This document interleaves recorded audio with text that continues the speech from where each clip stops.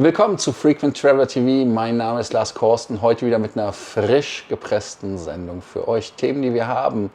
Zweites Flugzeug mit 100 Jahre Lackierung Lufthansa kommt in den Dienst.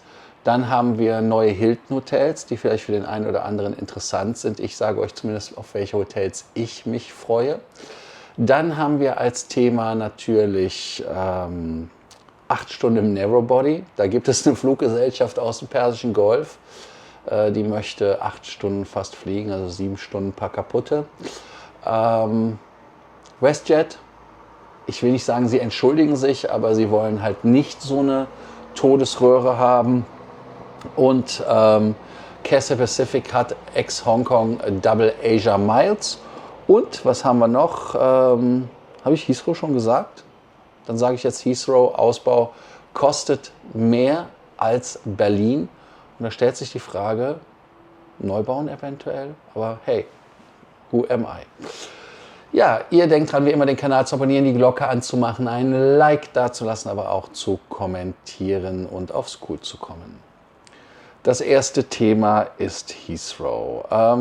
Heathrow plant eine massive Erweiterung, erweitert wird um dritte Start- und Landebahn, 3500 Meter, neuer Terminal, der soll T5X heißen. Modernisierung, Ausbau bestehender Terminals, das Gesamtinvestitionsvolumen bis zu 57 Milliarden Euro. Hauptnutzer ist natürlich British Airways. Die britische Regierung hat Ende 2025 sich entschieden zugunsten der größeren Lösung. Baugenehmigung bis 2029. In 10 Jahren soll erst die dritte Bahn in Angriff genommen werden.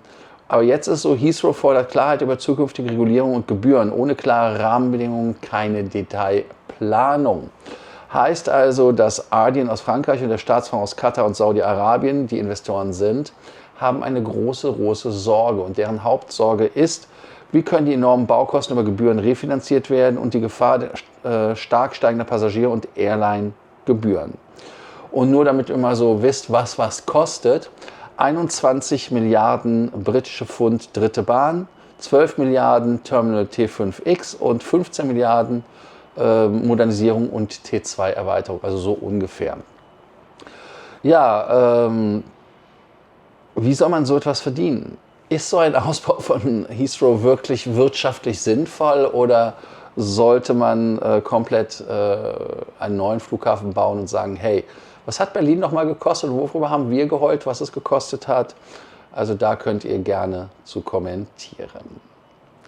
100 Jahre Lufthansa, 1926 bis 2026 sind ja die ersten Flugzeuge mit der Sonderlackierung. Erste Flugzeuge, nein, das erste Flugzeug, nämlich die 787-9, da fliegt ja schon lange. Das ist die Berlin, die Alpha Bravo Papa Uniform. Aber die Kerpen ist jetzt neu dazugekommen, das sind 320 Neo mit der Kennung Delta Alpha India November Golf.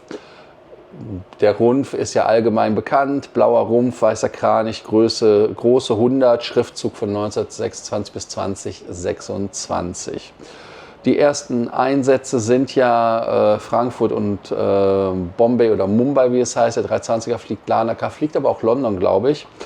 Und die nächsten Flugzeuge, die noch kommen, ab 26 Februar jetzt, demnächst, das ist der 350-900 der Rostock.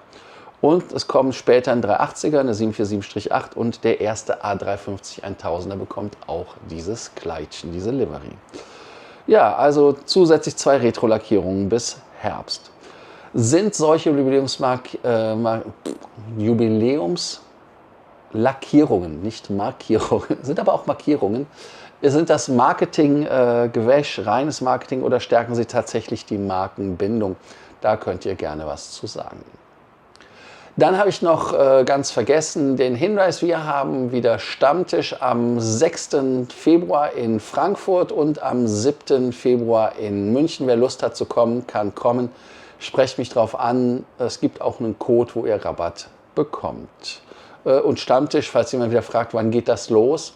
Stammtische sind immer abends, also so circa 18 Uhr gefühlt. Ne? Also nur damit ihr Bescheid wisst. Gab da so Fragen. Beim Thema Narrowbody bin ich immer sehr gespalten und kommt auch immer sehr auf die Sitzkonfiguration an. Und da ist jetzt Air Arabia mit einer neuen Europa-Langstrecke. Die wollen starten von Sharjah nach London Gatwick. und die Flugzeit sind 7 Stunden 50, also bis zu. Das Gerät ist ein 321LR mit 215 Sitzen, 3.3 Bestuhlung. Jo. Kein In-Flight Entertainment, keine Steckdosen. Man hat 2 tägliche Frequenzen. Und da kann man jetzt natürlich sagen, ja gut, es gibt ja andere Fluggesellschaften, die fliegen ja auch mit solchen Sachen. Das heißt also, die Eurowings fliegt ja runter, die Condor fliegt ja runter mit Narrow Body. Aber auch die SAS und TAP nutzen 23LR, XLR mit Business Class Liegesitzen allerdings. Air Arabia ist eher so ein Billigfluggezeugs. Heißt also nicht ganz wirklich so ein Fluganbieter, wo man sagt, die sind auf Premium ausgelegt. Heißt also, es ist ein Low-Cost-Carrier, ist eine sehr preissensible Zielgruppe.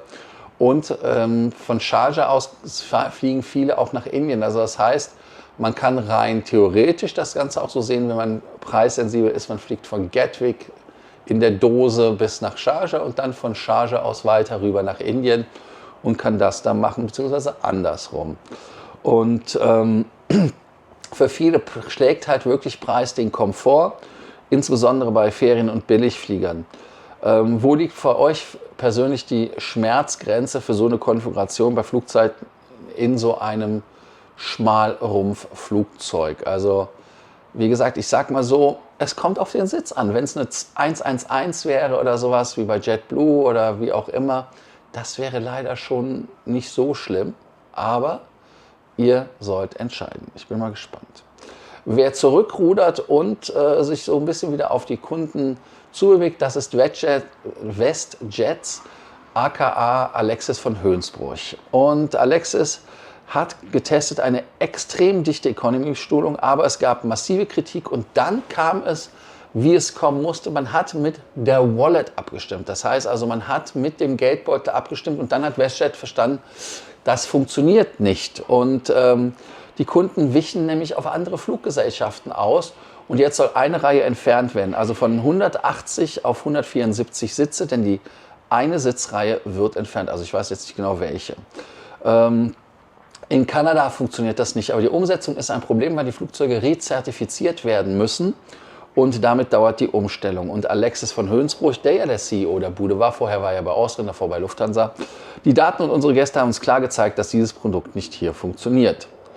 Ja, sind wir in Europa leidensfähiger? Warum funktioniert so etwas in Europa? Warum funktioniert so etwas mit Air Arabia, mit Sharjah?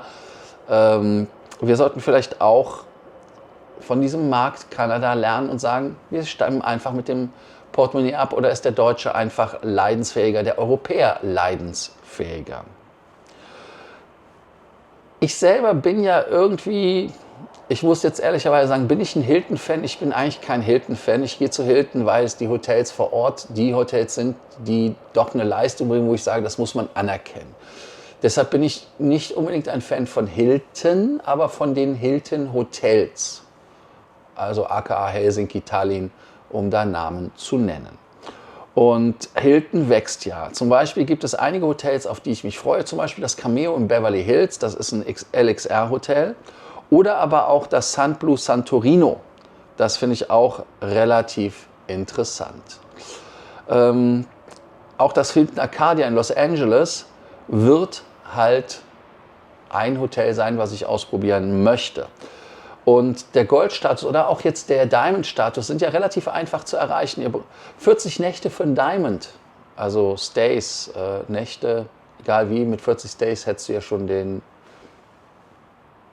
Reserve. Aber den Reserve musst du ja 18.000 $, eher so 20.000, 30, also 20.000, das ist ja auch schon. Also irgendwo über 20.000, weil du musst die Steuern ja auch einrechnen. Aber nichtsdestotrotz ist es natürlich schon interessant. Das sind jetzt Marken, die mich wirklich interessieren. XLR auf Santorini und die Los Angeles Buden. Es wird aber auch viele geben, wie diese Hamptons und auch Garden Inn, Curio, die aufmachen. Konrad, in Hamburg steht mein Konrad-Besuch auch noch aus. Da werde ich wahrscheinlich auch noch einen Stammtisch machen im April. Das nur so als Randbemerkung. Deshalb die Frage, ist Hilton, weil es die Programmänderung gemacht hat und mit diesen Hotels das attraktive Hotelprogramm oder das attraktivste Hotelprogramm für gelegentlich Reisende? Das könntet ihr beantworten. Wer ein bisschen nach Asien fliegt und ein Freund von Asia Miles ist oder so wie ich mal ein Cathay Pacific Diamond war, eventuell interessant, die doppelten Asia-Meilen-Bedingungen, Abflug ex-Hongkong, Buchung bis 20. Februar, Reisezeitraum bis 31. März. Nur die Returnflüge zählen und Promocode ist CNY2X Miles und gilt für alle Klassen Economy bis First, limitiert auf 10.000 Tickets, also schnell sein. Ja, lohnt sich so ein Mileage-Run noch über Hongkong oder ist der Sweet Spot vorbei? Ist Cathay Pacific überhaupt noch eine Fluggesellschaft, wo ihr sagt, die sind toll? Da könnt ihr ja gerne antworten. Ich weiß es persönlich nicht, bin mit Cathay, als ich geflogen bin, fand ich es phänomenalst. Bin lange nicht mehr geflogen, muss ich auch wieder machen. Ich hatte gestern auch mit einem Kumpel gesprochen und habe gesagt, du, ich will nach Tokio und ich will nach Singapur. Vielleicht sollte ich in Asien, in Hongkong auch mal vorbeischauen mit Cathay. Schauen wir mal. Ihr denkt dran, den Kanal zu abonnieren, die Glocke anzumachen, ein Like dazulassen, aber auch ganz, ganz wichtig, kommt aufs Cool. Dann können wir uns auch mal persönlich treffen beim Stammtisch. 6. Februar in Frankfurt und am 7. Februar in München. Ich bin mal gespannt und ich freue mich, wenn ihr kommt. Anmeldelinks sind unten in dem Text. Ja, ist der Ausbau von Heathrow wirtschaftlich sinnvoll oder wäre ein neuer Flughafen günstiger? Ist eine Frage, die man als Frage des Tages nehmen könnte. Aber ich würde eher nehmen die Lufthansa-Frage mit der 100 Jahre Lackierung, um es mal so zu formulieren. Und zwar, sind Jubiläumslackierungen echtes Branding oder nur PR? Und als zweite Frage ist, sind Ultra-Low-Cost-Konzepte auf Langstrecke zum Scheitern verurteilt? Siehe WestJet, aber Air Arabia ist da ja wieder ein anderer, der ja auch da Gas gibt. Danke, dass ihr heute dabei wart und wir sehen uns also jetzt abspannen. Bis dann. Ciao, ciao oder Stammtisch.